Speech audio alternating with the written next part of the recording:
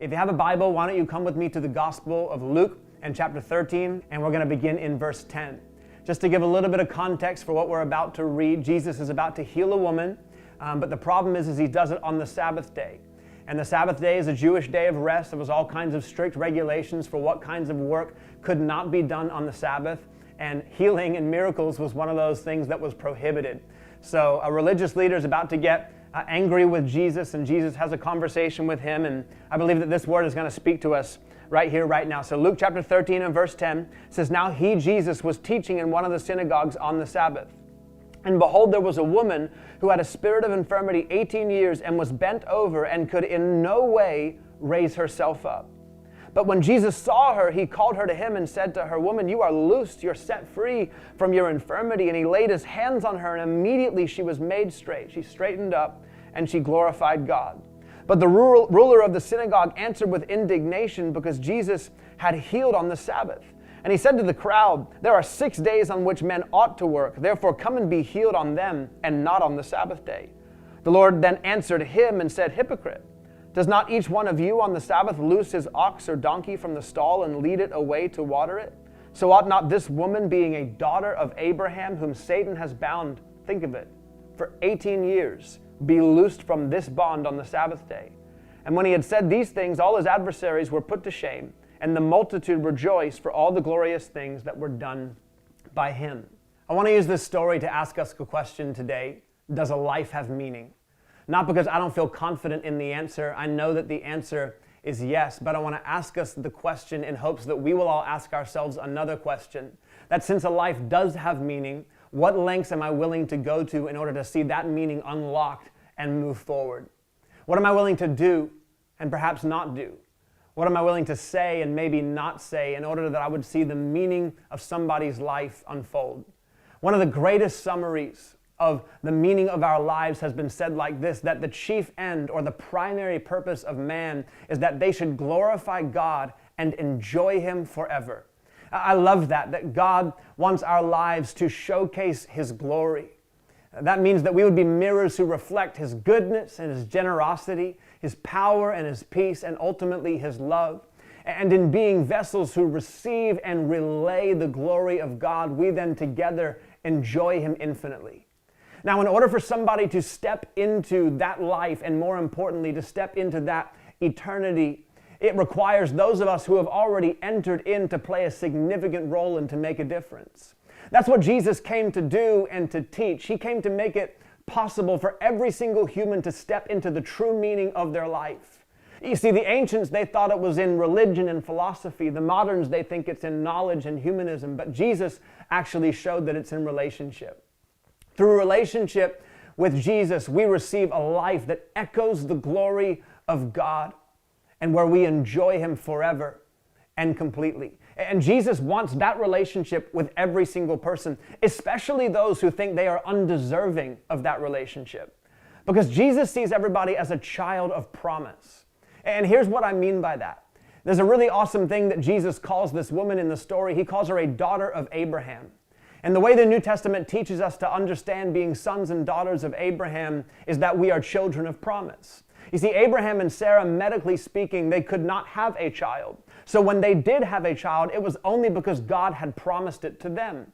So when Jesus calls this woman a daughter of Abraham, he's calling her a child of promise. This woman who had been neglected and pushed aside by society, Jesus is identifying as a child of promise.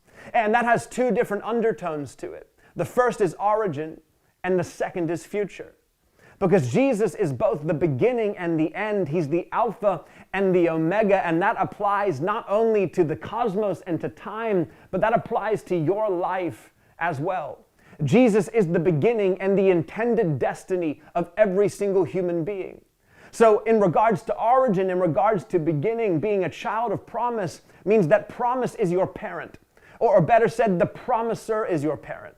So no matter what your life looked like at the beginning, if you dig deeper into your story, you will find that your beginning is actually infinitely more wonderful than you ever could have imagined. That the beginning of your life is actually the fact that God loved you and formed you and promised his redemption and eternal kindness to you.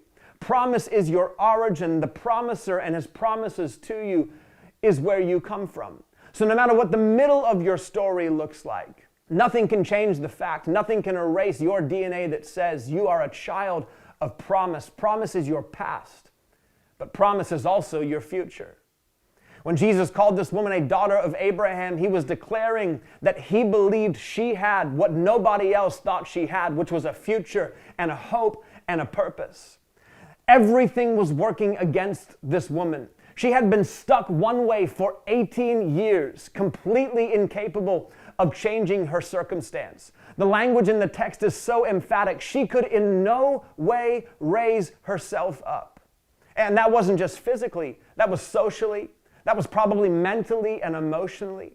Because this woman would have been pushed aside by the religious society that she lived in, there was in no way that she could raise herself up.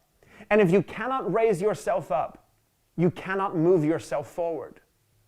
And so often what the voices of religion and the negative voices and even our own voice, what they tell us and what we tell ourselves, here's all the reasons why you should not, and here's all the reasons why you cannot be lifted up. That's what the synagogue ruler was doing in this story. He was the voice of religion telling this woman why she should not have been healed because it was the Sabbath day.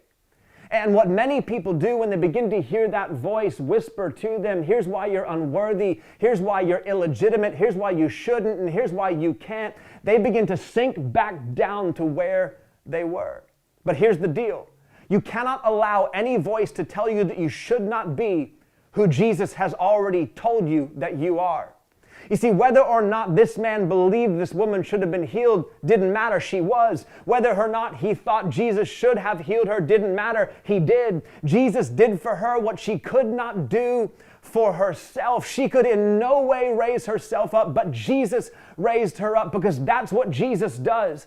Jesus pushes past all of the reasons why you believe that you shouldn't, and he pushes through all of the reasons why you believe that you can't, and Jesus says to you, I am the reason why you can. His love for you and his power towards you is the reason that you can be lifted up. He's the reason that you can be healed. He's the reason that you can be set free. He's the reason that you can go from promise as your undeniable origin to promise as your unchangeable destiny. Because when Jesus raises you up, he also moves you forward into a life that echoes the glory of God, into a life where you enjoy him infinitely and completely. You see, it's not just about one moment of encounter with Jesus. It's about entering into a relationship with Jesus where he leads you into the beautiful meaning and purpose of your life. He's known that purpose all along. You are his child of promise, after all. So no matter what turns your life has taken, promise is where you come from, and promise is where you should be going.